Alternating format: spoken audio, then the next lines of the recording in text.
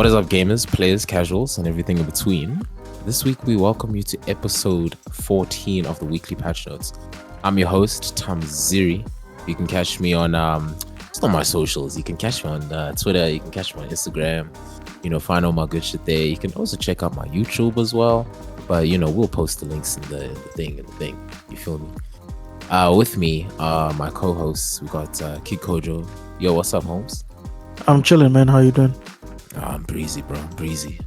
And then we got the young homie Max chilling all the way abroad. What's good, King? Hey, man. I'm surviving. I feel you, dog. I feel you. But yeah, as always, peeps, our social media handles and links are in the description. So don't you worry about missing out on any info. Now, alongside those links are also information to the articles that we will discuss with relevancy in today's show.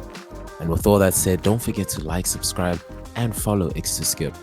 Any and all support is welcomed. Neil, let's get into some gaming tidbits. Starting with Max. Starting with, first of all, admin and announcements. So, the one announcement I do have is just based on the World of Warcraft the World of Warcraft patch, right? So a lot of people may have thought that the new patch that's going to allow for cross faction dungeoning, we thought it was going to come in this past week. Hasn't yet been confirmed from Blizzard when it's going to come through. Maybe some of y'all know. If you do, please pop in the comments. But I need that patch coming out very soon. I cannot stress enough. But yeah, that's just me. Do y'all have any admin announcements, anything? Not really, but I just want to point out how maybe one of you guys will bring it up in the YouTube Twitch section. But have you guys been seeing the drama with Penguin Z0? Oh, and cool. Yeah, where's the... most critical. Where it's the rollover from that whole OnlyFans sponsorship stuff. Oh yes, with Ludwig. Yeah, where he's now getting dragged into it. Yeah. Now, but to be fair, yeah, it's a whole back switch. It's a whole entire fucking back switch. Yeah, but that's about it for me. I just find that the whole thing, it's a small thing being turned into a bigger thing. Yeah, dude, and it's gonna get bigger. That's the sad part. But alrighty. Did you also see that Kickstarter have changed their policy about showing nudity? Yes, I did see that because I told you guys it was gonna get abused. I told you it was only a matter of time, and now look. Yeah. Alrighty. Cool then, guys. Starting with the first segment, the gaming news, led by Max. Max, what's happening in the news of gaming, Holmes? Alright, so we start off talking about the PlayStation State of Play that happened this week. It was a 25-minute video focused on Final Fantasy 16. If you're interested in the game and haven't checked it out yet, go give it a look at, because a lot of people came back saying positive things about it and getting more excited, I should say, for the game. Personally, I didn't watch it as I've seen enough of Final Fantasy 16, and from this point onward, I'd rather go in blind and discover stuff as I play and see for myself whether, hey, they actually managed to do something great, or if Final Fantasy is still on a downturn. Because personally, I am, or maybe was a Final Fantasy fan, but the last Final Fantasy game, which I actually enjoyed, was Final Fantasy 12. 13 sucked, all of its extensions sucked, didn't play 14, 15 sucked. Yeah.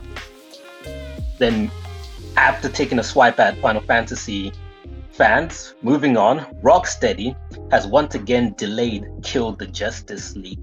Scheduled for May of this year, it has been delayed to February of next year.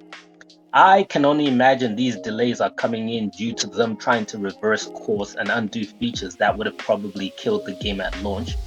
But these are my assumptions, not rumors or anything. I have heard rumors associated to the delay, but at the time of recording, I forgot what exactly those rumors were. But it was something going on in the background. which is supposedly forcing them to push the game further. Oh wait, now I remember. People suspect that the potential release of Spider-Man is causing them to move that thing forward. Personally, I don't really buy that, but it possibly could be a thing. Then, news came out that Redfall will be locked at 30 frames per second on release and focus more on quality rather than performance. So it will have a 30 FPS 4K mode. 60 frames per second will be released at a later interval. This news has garnered mixed reaction from a number of people annoyed and doom-calling the game. Personally, as a pleb, I don't think the frame rates will matter. If a game flops, it will flop because it was locked. Let me restate that. If a game flops, it won't be because it was locked at 30 frames per second. And if it succeeds, again, it won't be because of the frame rates. So I say, let's just wait for the game to release and judge it on its own merits. I'm in the camp saying it's not really going to perform all that well, but I've been saying that since I first saw the game. But it could do well for itself and put mud on my face, we'll see. Then capping things off with some odd bit of news, US military documents relating to the Ukraine-Russia war were leaked on a Minecraft Discord server. At first, there wasn't any idea who released it, but as the week progressed, a suspect was caught and charged. He's 21 years old and a Massachusetts Air National Guardsman. It turns out this guy was only caught because of his Steam profile. So his profile name led them to his Instagram profile, which had similar photos of the location the documents were photographed in. And that's how they figured out it was him. And that's it for the gaming news. You guys have anything to add? For me, the one gaming news I have, which I really hope it's not going to be true. I hope they'll change it or something. But that new Jedi game, the Star Wars Jedi, it's not obviously Fallen Order, it's the new one that's coming. They said it was going to be 115 gigs big. Oh yeah, no, that's true. It's true. That is flipping insane, bro. Dude, that's flipping insane. But that was just huge news to me because I thoroughly enjoyed Fallen Order. I think I've replayed Fallen Order 3 times now. But yeah, but we'll see how it goes. Kojo, anything on your side, bro?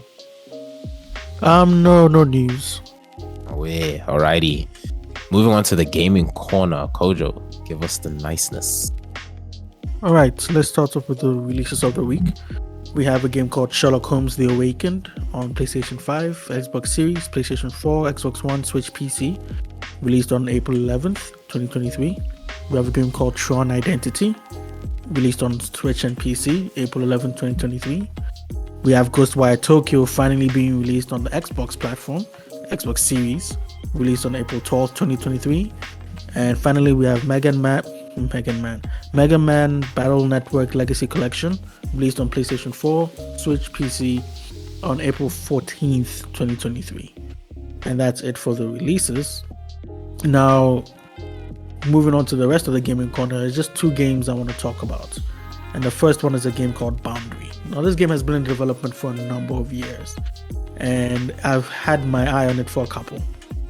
And I thought the game was just, not that it disappeared or anything, I just thought, development slowed down or whatever.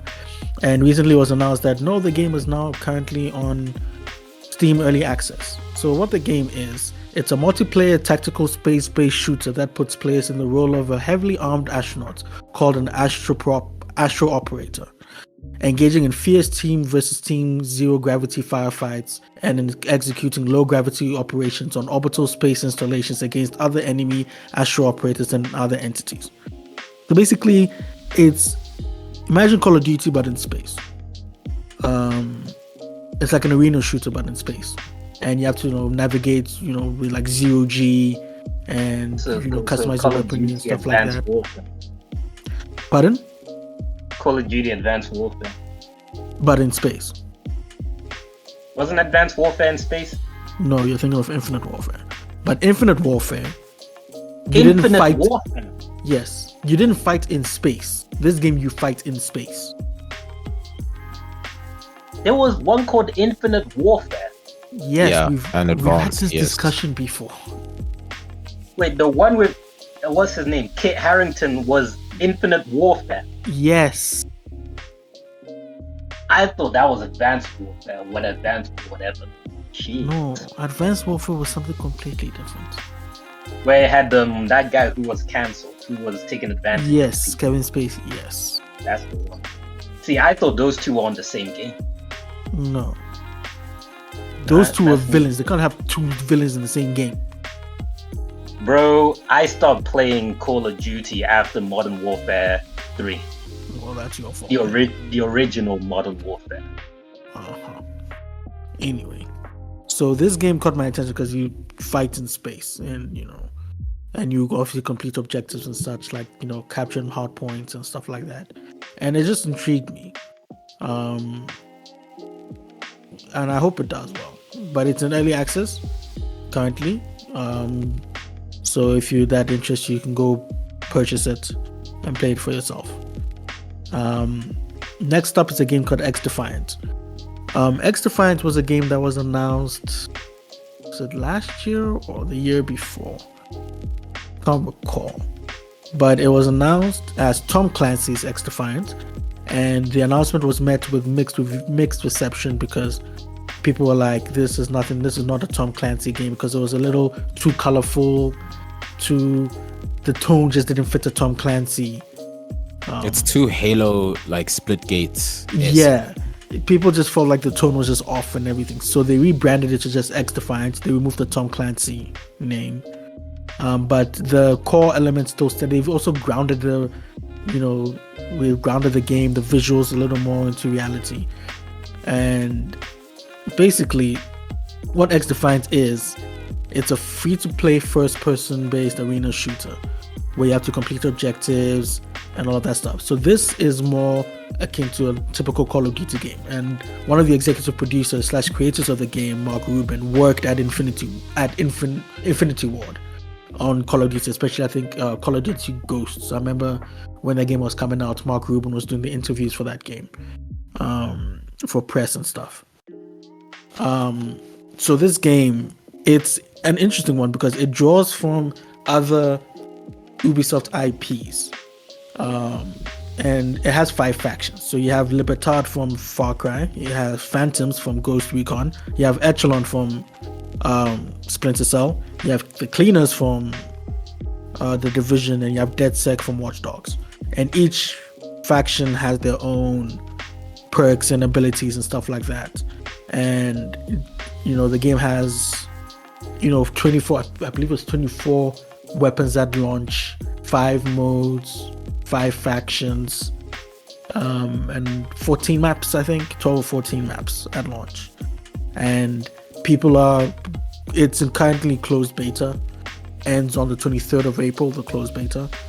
And early reactions are positive, but some people are saying, oh, is this a game to rival Call of Duty? I don't think it is. But my fear is that, yes, people are going to say it's positive now, but does that equal staying power? Or is this game just going to fizzle out? Because Ubisoft also had, yes, they've had successes with games like Rainbow Six Siege, but they've also had failures with games like this in the terms of Hyperscape, excuse me. Yeah, I was about to say, yeah. Hyperscape came out. It was the attempt at a battle royale. I found it a little bit lackluster, and it didn't last, and it's shut down. And I hope this isn't the case for this game. I think I don't know if I'll ever get my hands on it because it's a free-to-play game, but I don't think it'll be releasing on last-gen consoles. I could be wrong, but I don't think it is. But I could be wrong. But a release date is still pending, but it's currently in closed beta. It'll soon be, and you can grab keys by watching, Steam drops, Twitch drops. Watching your streamers play the game, you get your drops. You can get a code, and you can jump into the game. But yeah, that's those are the two games I just wanted to talk about briefly. And yeah, that's it for the gaming corner. Go ahead, broski. Thanks, Holmes. All right. Streets. Guys, we hope you're enjoying the show. And just a quick reminder to please like, subscribe, and follow so we can get the show to more ears and to more peeps out there. Tell your cousin, tell your mom, tell your dad, tell your brother's girlfriend, you know, all that. Once again, I'm Thamziri, and with me are Kid Kojo as well as Max. So let's keep this conversation going. All right. Now, moving on to the content creator news. So mine's going to be pretty big, sort of. Well, that depends on who the audience is. But so YouTube freaks out as lo-fi hip-hop girl disappears from popular stream, right? So the Studio Ghibli style lo-fi girl has been sitting by her window since 2018, listening to soft hip-hop beats forever, playing in the YouTube live stream that she lives in. Now she's become a studying staple over the years, a teammate to sit beside while you pore over homework or your half-finished, script or whatever. Just, some people dig lo-fi. It changed quite a lot of peeps who started listening to it, and But I mean, all of that changed around 1 p.m. on April 10th when she suddenly and unexpectedly disappeared. So many tweets, and everything live were just pretty much going on that she had suddenly just disappeared. If you went onto her stream, she stood up from her chair and actually just vanished for quite some time. On April 7th, though, 3 days before that, the Lo-Fi Girl channel posted a video of the girl by her window as usual, but she was staring out at a neighbor's glowing blue room instead of her notes, right? And then everyone is like, yo, what is happening in the blue window? All the people that are in the stream that were watching it at that exact same time. Now, her stream was then renamed with just a red question mark in the title. And it slowly zoomed in onto the blue room behind the window, revealing another chilled out abandoned study setup. So then, a second live stream then appeared on April 7th, which seemed to reveal even more of the room, showing a bubbling aquarium frothing beneath the stream's steady ambient fuzz. And then the calendar had April 11 circled on it, with a digital clock counting down to 1 p.m. on April 10th. So then the title for that second stream is simple white question mark, right? So then everyone was like wondering, what the hell is actually happening? What's going on? So now most of the internet gurus out there, right, they had pretty much deduced that Lo-Fi Girl actually lives in Lyon in France, or Lyon in France, just based on the buildings that were basically seen outside a window and the architecture and everything, right? So they were just basically thinking, okay, so what is actually happening now? Are they going to execute the Lo-Fi Girl's live stream on camera, But no, this was just a marketing ploy, whereby then on Twitter, the Lo-Fi Girl brand posted that the blue window contains the domain name for a new website, lofiworld.com, which currently appears to be inaccessible, but it might expand into a whole brand later on. We don't really know. But anyways, what came out of all of this, right, was a lot of people like, oh my gosh, hi-fi boy, because essentially what then ended up happening was a boy then appeared in the blue room, and it was a synthwave boy, right? So yeah, like the mysterious blue room turned out to be the bedroom of a boy who just plays synthwave radio all day long, same to how Lo-Fi Girl does it as well. And then, like it mentioned, on April 11th, Lo-Fi Girl returned to her post, doing the natural streams that she does, all day long. And yeah, now we have Synthwave Boy. So for those of you who are into synthwave, I'm definitely into synth. Not really synthwave, so to speak, but just synth in general. I'm very much into it. So if you're out there and you like the same stuff, check it out, enjoy it, and yeah, welcome to Synthwave for those of you who have never listened. That is it for my content creator news. Anything on your side, Coach? No, nothing on the content creator side. I just wanted to briefly comment on the synthwave Lo-Fi. Lo-Fi Girl is something I've been listening to since my, 2017, back when the channel was called Chilled Cow. Don't know if anybody remembers that. And then they rebranded to Lo-Fi Girl. And hearing this, I was also caught up in this whole, whoa, she disappeared. I remember I even sent a picture to her friend. I'm like, dude, she's gone. and we thought, oh yeah, she's done studying, it's over now. But no, then this whole synthwave boy came in, and I've actually been listening to a bit of the synthwave boy streams. I've been tuning into it a bit, and I dig the music. I like synthwaves. It reminds me of the cyberpunk genre and things like that. So I like the synthwave, or synthwave genre. And I'm digging the streams, so I think I might stick around. LoFi Girl is still, bae, but I think synthwave boy is pretty cool too. But yeah, that's just my 2 cents. Away. Max, anything from you, bro? 9. Away. All right, moving on to the esports. I do not have any news this week. The only updates right now is that we do have a lot of tournaments that are beginning. So hopefully we'll see what news we can bring you guys in the next episode with regards to how all of that went. There's some Apex drama that's also going on in the esports scene, but it's, like I mentioned, it's still ongoing. So we'll see how it goes, and then we'll give you guys the juicy spice. Kojo, anything from your side for esports? No, not this week. I think you said it best. I think things are developing, so in the future we'll have more. But for this week, nah, nothing. I can't really say I have anything. Oh yeah, sweet. Cool. Then for the discussion section in the next segments, I don't have much to discuss, but I just wanted to then pretty much, I will propose the thing, and then I'll ask you guys how you feel about it. So for quite some time now, a lot of people have been hearing, about Starlink, how it's actually pretty much it.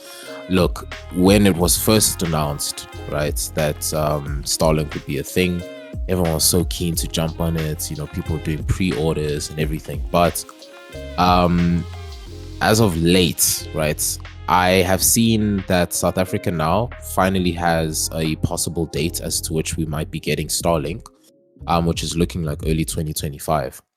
What I wanted to ask you guys, because obviously, like, Starlink, it promises to provide internet access to even low-income areas, rural areas, and all that. Now, we've obviously seen what happens with certain governments, that can actually pretty much control the implementation of certain tech, and things that even may better people and their lives. What do you guys think is going to happen per se when it comes to Starlink in SA? Because let's take into account, right, that for most of the fiber that we have currently, 2 main bodies control the infrastructure, which is Vuma and Telkom being OpenServe in this case. Now, obviously with that, when fiber started coming through, we started seeing drops in sales of LTE, but however, LTE still outsells more than fiber in SA, which was a shocking statistic to me. But it makes sense. Most rural areas do not actually have access to fiber at all. So it's to say that LTE kind of makes sense as to why it exists in those areas and why the sales are pretty much being backed up by those income levels. But now with Starlink, what do you guys think is going to happen? Are they going to pretty much only give it to because although they say it's going to provide to rural areas, you obviously have to kind of get service providers that are going to offer this, and do you think service providers are going to offer it in rural areas? So what are your thoughts on that? Is Starlink the Elon Musk thing? Yeah, the Elon Musk internet service. I see. Then in that case, I don't really have an opinion on it. Your country can burn, man. It can suffer. Oh, goddamn. There's no love lost from my side there. Hey, man, whatever goes down. Yeah, I don't have positive things to say about your country, so I'm just going to watch with a bag of popcorn. If things go well, okay. If things go poorly, well, I'll be entertained. What, you don't think it's going to happen in Malawi? Fuck no. Oh, goddamn. All right. Fair. Kojo, Ghana? And South Africa, because Yeah, Starlink is one that I'm still, getting to grips, understanding. But I don't know. I think you're right. With this new technology, will it be for everybody, or will it be controlled by only a certain amount of people?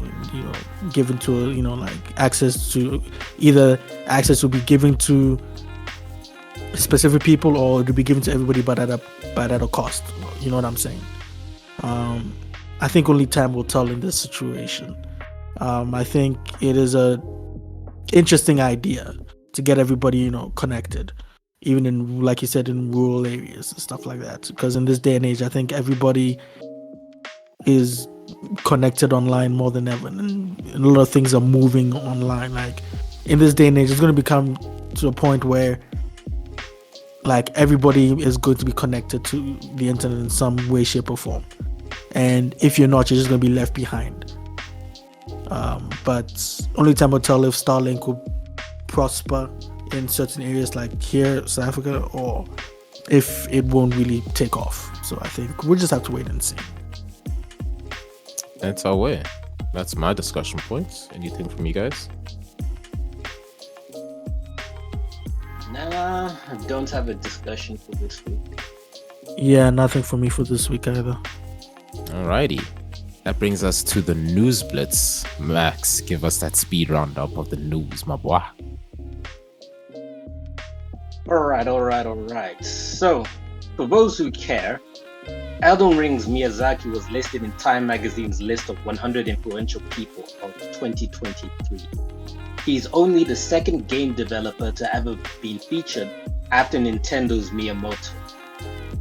And sticking with Japanese dubs, America's Library of Congress added the Super Mario Bros. Theme as its first video game song to be added to the National Recording Registry.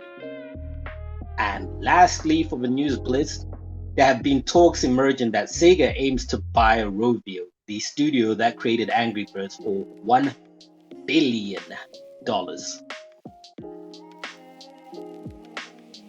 Never heard of a Rovio in my life, but okay. Angry Birds. But yeah, if they made if they made Angry Birds, I'm keen to see what they're gonna make. But I never knew who made Angry Birds. Everyone's scratching their heads at this one because Rovio have been struggling. Angry Birds has been on a downhill for the last couple of years. So it's like, yo, Sega, why in the world are you buying this company? And for $1 billion? What the hell is going on there? Maybe you're gonna be able to shoot hedgehogs, man. Who knows? People think Sega's doing this to kind of like get their foot into the mobile games area. Okay. Now we'll see what goes on there.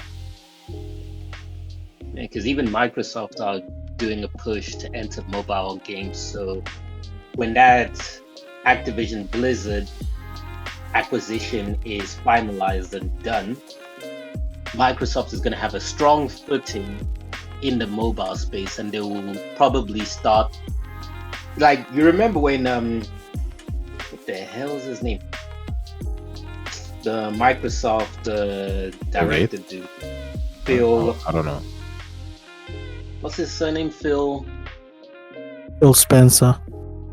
Okay, I was thinking of Spencer, and I was like, nah, Spencer's the name of a friend I have. That's not the correct one.